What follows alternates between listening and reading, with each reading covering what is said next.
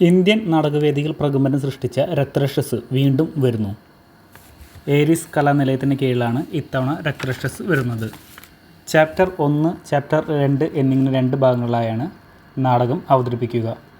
1-ാം ഭാഗത്തിൽ പറയാൻ ബാക്കി വെച്ച രക്തരക്ഷസിൻ്റെ ഒരു മഹാരഹസ്യം 2-ാം ഭാഗത്തിലൂടെ അരനൂറ്റാണ്ടിന് ശേഷം അരങ്ങിൽ എത്തുകയാണ്. അത് 2 ഭാഗങ്ങളായിട്ടാണ് അവതരിപ്പിക്കാൻ പോകുന്നത്. കാരണം ഈ ആദ്യ ഭാഗം കണ്ടിട്ടുള്ള ആൾക്കാർ മിക്കവരും കണ്ടിട്ടുണ്ടാവും. മിക്കവാറും അതിനകത്തൊരു നമ്മളാരും ശ്രദ്ധിക്കാത്ത ചെറിയൊരു ഒരു രഹസ്യമുണ്ട്. അതായത് ഒരു മരുന്ന് ഉപയോഗിച്ച് സുന്ദരിയാവാൻ ആയി കഴിഞ്ഞിട്ട് ലേഡിയാണ് ഈ കഥ വരുന്നത്.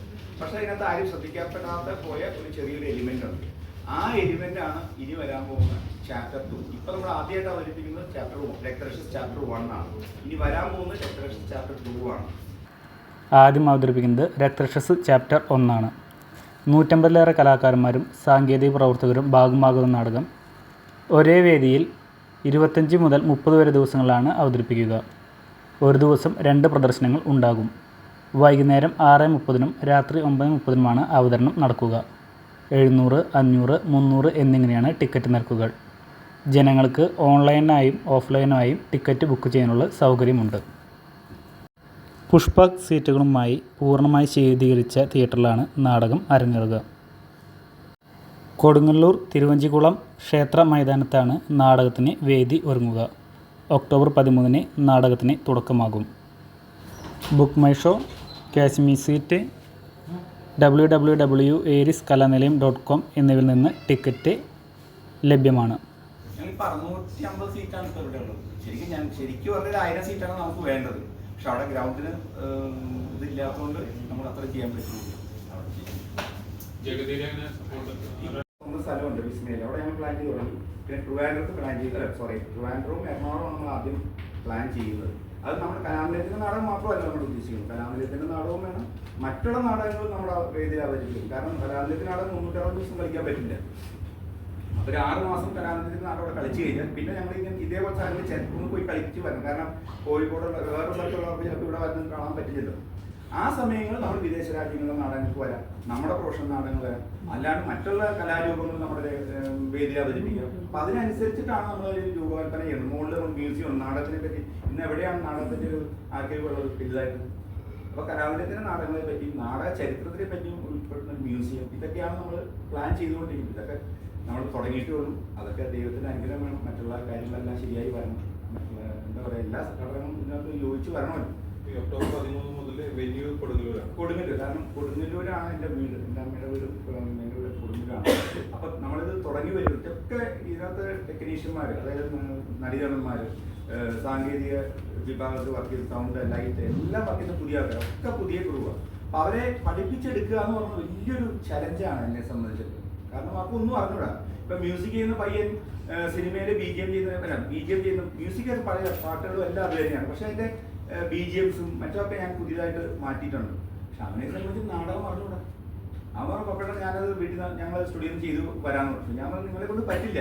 പക്ഷേ ഒരു 2 ദിവസം വീട്ടിൽ നിന്ന് ഒരാഴ്ച വർക്ക് ചെയ്തപ്പോഴാണ് അവൻ ഈ റിഹേഴ്സൽ കണ്ടപ്പോഴാണ് അവൻ മനസ്സിലായത് നടക്കുന്ന കാര്യമില്ല. എന്നിട്ട് അവിടെ വന്ന് റൂം എടുത്ത് താമസിപ്പിച്ചിട്ടാണ് ഞാൻ അവിടെ പഠിപ്പിക്കുന്നത്.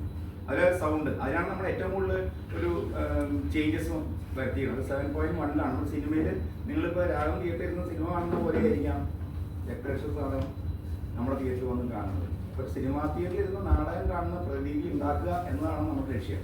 ഇപ്പോൾ 7.1 ചെയ്യുമ്പോൾ നാടകം എന്ന് പറയുമ്പോൾ ലൈവ് ആയിട്ട് ഡയലോഗും പറയാം, റെക്കോർഡഡ് മ്യൂസിക്കും ഉണ്ട്, മറ്റുള്ള എഫക്ട്സുകളുണ്ട്. ഇതെല്ലാം കൂടി 7.1 ചെയ്യാമെന്നുള്ള വലിയൊരു ഒരു പ്രശ്നമാണ്. അപ്പം അതിനെ തരണം ചെയ്യാനാണ് ഇപ്പോൾ നമ്മൾ ചെയ്തുകൊണ്ടിരിക്കുന്നത്.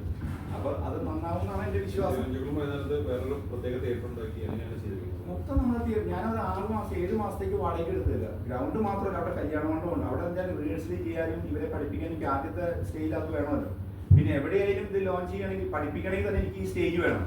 ഇത്രയും വലിയ സ്റ്റേജ് സെറ്റിങ്സ് ഓടി വരാനും ഈ സൗണ്ട് ചെക്ക് ചെയ്യാനും ഒക്കെ തിയേറ്റർ അത്രയും വേണമല്ലോ. അപ്പോൾ അവരുടെ കൊടുങ്ങല്ലൂർ ഞങ്ങൾ പ്ലാൻ ചെയ്തിരിക്കുന്നത് ലോഞ്ചിങ്, അതിൻ്റെ പ്ലാനിങ് എന്താ പറയുക, ലോഞ്ചിങ്ങിന് വേണ്ടിയിട്ടാണ്. ഇനി അടുത്ത തൊടുപുഴയാണ്, അടുത്ത മറൈൻഡ്രൈവ് വരും, തൃശ്ശൂർ വരും. അത് അതിൻ്റെ കണ്ടിന്യൂസ് ആയിട്ട് പോയിക്കൊണ്ടിരിക്കും. പക്ഷേ ഇപ്പോൾ കൊടുങ്ങല്ലൂർ പിന്നെ എൻ്റെ നാടും കൂടി ആയതുകൊണ്ട്, പിന്നെ എൻ്റെ അമ്മ 16-ാമത്തെ വയസ്സിലാണ് നാടകത്തിന് പോയിരുന്നത്. എന്നറിയാലോ, 16 അന്നത്തെ കാലത്ത് അമ്മമാർക്കൊക്കെ ഒരു സ്ത്രീ നാടകത്തിന് പോകുമ്പോൾ അവരനുഭവിക്കുന്ന ബുദ്ധിമുട്ട് എന്തൊക്കെയായിരിക്കും എന്ന് നിങ്ങൾക്കറിയാം. അപ്പോൾ അവിടെ തന്നെ അമ്മയുടെ സ്വന്തം സ്ഥലത്ത് തന്നെ നാടകം വീണ്ടും തുടങ്ങണം എന്നുള്ള ആഗ്രഹം കൊണ്ടാണ് ഞാൻ അവിടെ തുടങ്ങിയത്. പിന്നെ എൻ്റെ വീട് കംപ്ലീറ്റ് ഓഫീസാക്കി അവിടെ ഈ തിയേറ്റർ നാടകത്തിനുള്ള എല്ലാ സാമഗ്രികളും അവിടെ ചെയ്യാനുള്ള എല്ലാ സെറ്റപ്പും അവിടെ ആക്കി വരും. അപ്പം അങ്ങനെയാണ് കൊടുങ്ങല്ലൂർ തുടങ്ങിയത്. 2 ഷോ 6 9 ഷോ. പിന്നെ ഓൺലൈൻ ബുക്കിംഗ് സ്റ്റാർട്ട് ചെയ്തിട്ട് നമ്മൾ പണ്ട് ഞാൻ ഒറ്റയ്ക്കായതുകൊണ്ട് നമുക്ക് എപ്പോൾ വേണമെങ്കിലും അതിൻ്റെ ഫോർമാലിറ്റീസ് ചെയ്യാമായിരുന്നു. ഇപ്പോൾ കമ്പനി ആണെങ്കിൽ കുറച്ച് ഫോർമാലിറ്റീസ് ഉണ്ട്. അപ്പം അതിൻ്റെ വർക്ക് നടന്നുണ്ട്. 2 ദിവസമുള്ള അത് ഓൺ സൈറ്റിൽ കൂടെ തന്നെയാണോ ബുക്ക് ബൈ ഷോ വഴിയുണ്ട്. പിന്നെ നമ്മുടെ വെബ്സൈറ്റ് വഴി ചെയ്യാവുന്ന, പിന്നെ അവിടെ വന്ന് റിസർവേഷൻ നടത്താനും ചെയ്യാം. പിന്നെ ഹോള് കംപ്ലീറ്റ് AC ആണ്. Front complete cinema theatre push back സീറ്റാണ്. അപ്പോൾ ആൾക്കാർക്കൊരു എന്താ പറയുക, അവിടേക്ക് വരും നാടകം കാണാൻ മാത്രം, നമുക്ക് നാടകം കാണാൻ മാത്രമല്ല അവിടെ വന്ന് ഇരിക്കാൻ ആ ഒരു ആംബിയൻസിലേക്ക് വരിക. അങ്ങനെ ഒരു ആംബിയൻസ് ഇപ്പോൾ നമ്മൾ നിങ്ങൾക്കൊക്കെ അറിയാം. നമ്മുടെ തിയേറ്ററിൻ്റെ മുൻഭാഗം കണ്ടാൽ തന്നെ അകത്തുണ്ടാക്കുന്നതിനേക്കാളും കൂടുതൽ പൈസ ചിലവാക്കിയിരുന്ന കലാനിലയത്തിൻ്റെ മുൻഭാഗം മോടി പിടിക്കുന്നത്. അത് അച്ഛൻ അങ്ങനെയാണ് ചെയ്തുകൊണ്ടിരുന്നത്. കാരണം ആൾക്കാരെ ഇങ്ങോട്ട് അട്രാക്ട് ചെയ്യുക, നാടകത്തിലേക്ക് വരാൻ. അങ്ങനെ വരുമ്പോഴേ ആൾക്കാരല്ല, ഞാനിപ്പോൾ എവിടെയെങ്കിലും പോയിട്ട് നാടകം നടത്തുന്ന പറയുമ്പോൾ വരാനൊരു ഇതുണ്ടാവുന്നു. നമ്മുടെ നാടകം കാണാൻ വരുന്നവരൊക്കെ ഫാമിലി ആയിട്ടാണ് വരുന്നത്. അപ്പോൾ അവർക്ക് ആ ഒരു കംഫർട്ട് കൊടുക്കണം. എവിടെ വന്നാലും